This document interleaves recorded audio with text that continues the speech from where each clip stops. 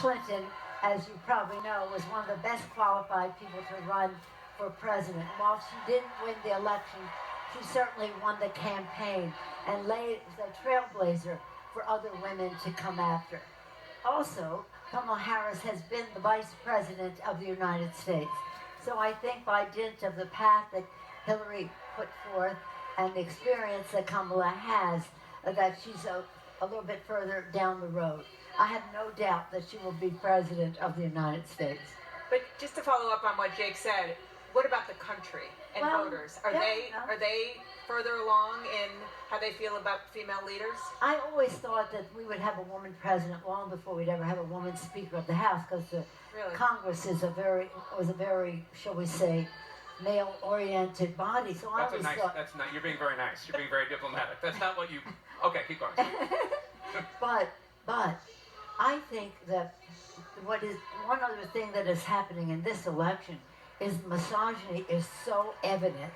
The things that the Republican candidates are saying about women, I think, is evoking a response. And one thing that I keep telling people to know, of course, when we put forth Roe v. Wade, enshrined it into the law in the House of Representatives, we didn't get one vote. But think of this. When we put forth women shall have a right to contraception, 8 Republicans voted yes, 195 voted no. 195 Republicans voted. So women take that disrespect personally, because it's personal. And I think that some of what they are saying about, I mean, they say the Democratic Party's been ruled by childless catwomen. Well, I have 5 children in 6 years and 7 days. I don't consider, although we have a family cat, I don't consider myself in that category. But women are taking offense at that because of the extreme to which they are going. One of the big attack lines against Kamala Harris is that she's a San Francisco liberal. Yeah. You are a proud San Francisco liberal. Yes, what should she do with that? Well, I think that she goes forward. As I say in San Francisco, we are very proud of our values. Song of St. Francis is our anthem of our city. When I was hungry, you fed me. Make me an instrument of thy peace. So those are our values. But you don't govern from where you are personally. You govern from the center in our country. And what she's putting out there is an economic package that lifts up and draws in the middle class. Not a trickle-down $2 trillion tax cut for the richest people in America to maybe trickle down, or if it doesn't, as the Republicans say, so be it. But I think that she is prepared in so many ways, and I'll talk about it on Wednesday, to unify our country. Not to say, well, you said this and I said that. No, to unify our country.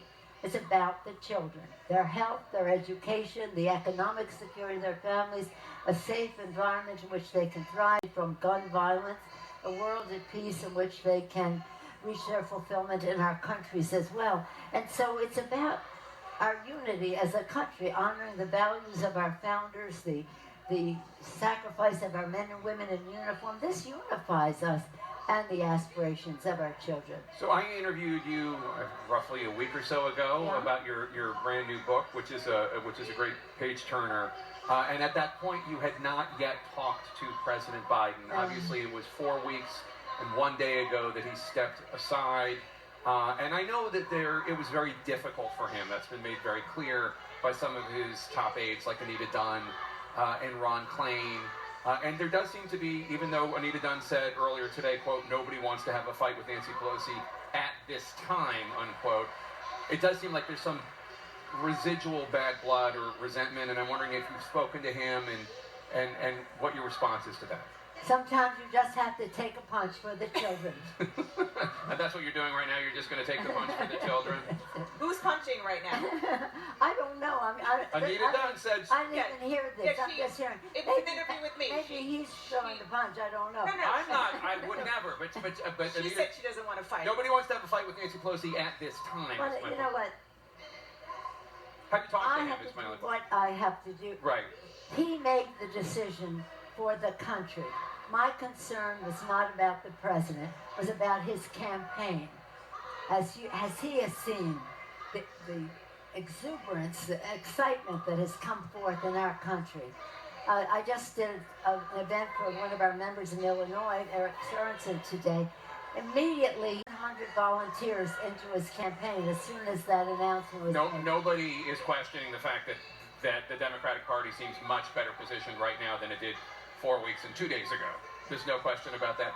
Former Speaker Pelosi. So why are we even talking about it? They put it on my script and they made me read it. They're holding okay, right, Burgundy. They're holding my cat hostage. Speaker Pelosi, thank you so much.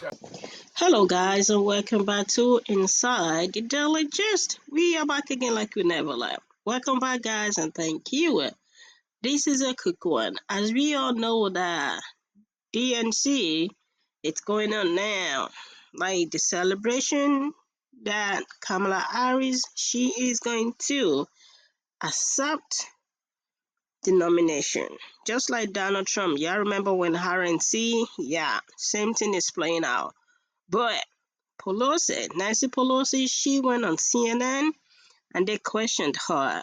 And they had noticed that she actually did not answer the question about her and Joe Biden. She skipped that. But I love that statement when she said the mother just got to take one for the children, however she put it. But that was cool. But she said something that makes sense. Like when they put the vote on the floor, when it comes to voting for women's rights, when it comes to voting, a vote that is going to affect the women, the Republicans are not voting. And that is an insult on the women. So that's why they are having this momentum around Kamala Harris. But what do you guys think? I hope after this convention, everything gonna settle down.